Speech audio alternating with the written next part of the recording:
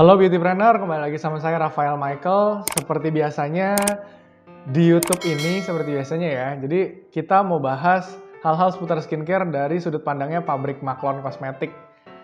Nah, kebetulan hari ini kita mau bahas terfokus kepada teman-teman yang masih remaja.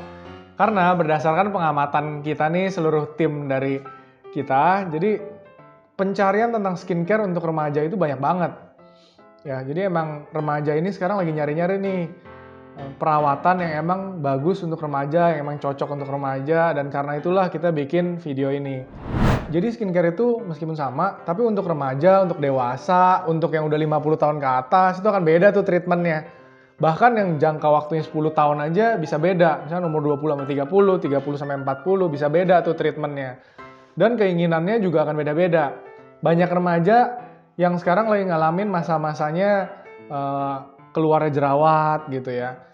Terus ada juga lah beberapa remaja yang emang nyari-nyari produk yang untuk mencerahkan.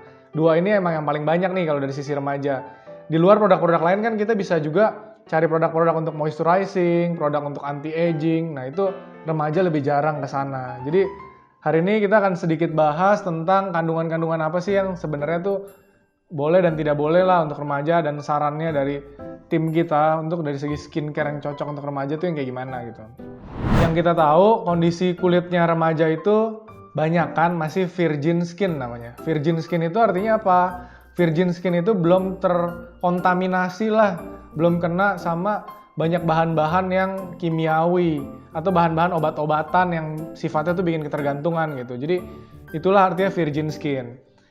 Karena masih banyak yang virgin skin, makanya untuk perawatannya sendiri itu harusnya lebih mudah dan emang harus bener-bener dirawat.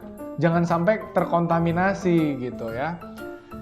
Karena emang udah banyak banget skincare remaja di luar sana, seperti contohnya Emina, Clean and Clear, Garnier, Pigeon. Kita harus tahu lah kandungan-kandungan apa sih yang sebenarnya bagus buat kita sebagai remaja.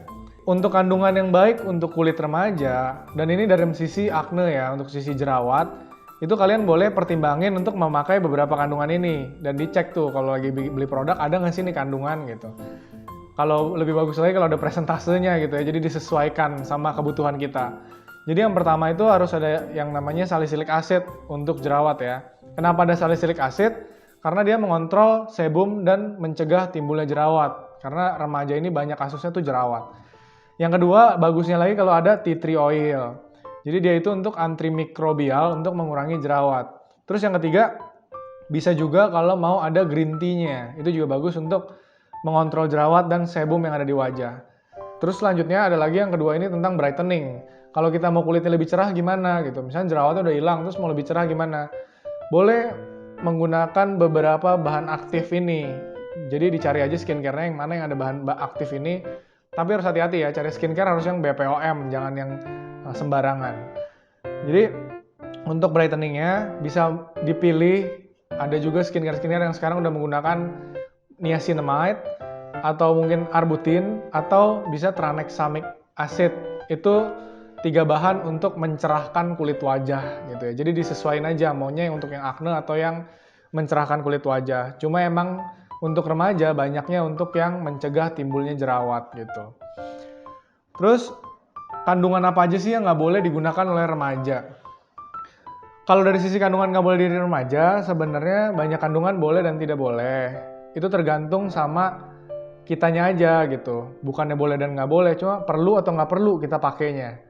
Jadi kalau emang kita masih remaja, kita nggak perlu dong pakai produk-produk yang emang udah anti-aging gitu loh. Itu kan udah beda jauh tuh. Kita masih remaja, kulit kita masih bagus, oil control kita juga masih bagus gitu ya. Jadi kita nggak perlu tuh skincare yang emang udah anti-aging.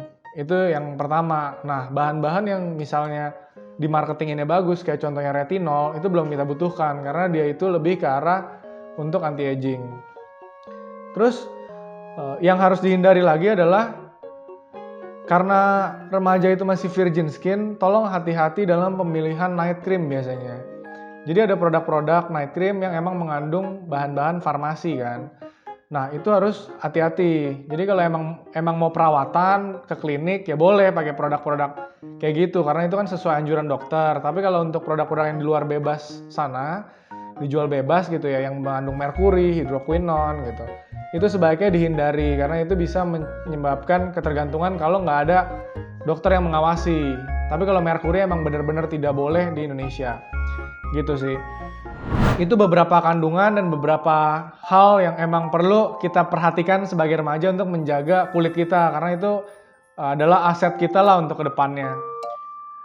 Jadi kalau bisa kita gunakan skincare yang khusus untuk kulit remaja karena akan beda dalam segi basis dan bahan aktifnya. Terus gunakan produk yang sesuai karena sebuah produk itu udah di-riset biasanya. Kalau emang dia bilang untuk remaja, biasanya udah di-riset dulu tuh untuk remaja karena ada perbedaan kan. Terus pilihlah dengan wisely, hati-hati jangan pakai produk-produk yang ada kandungan merkurinya terutama ataupun hidroquinonnya.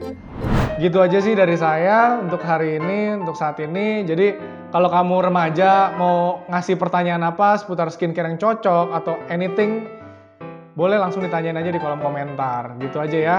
See you on the next video. Bye-bye.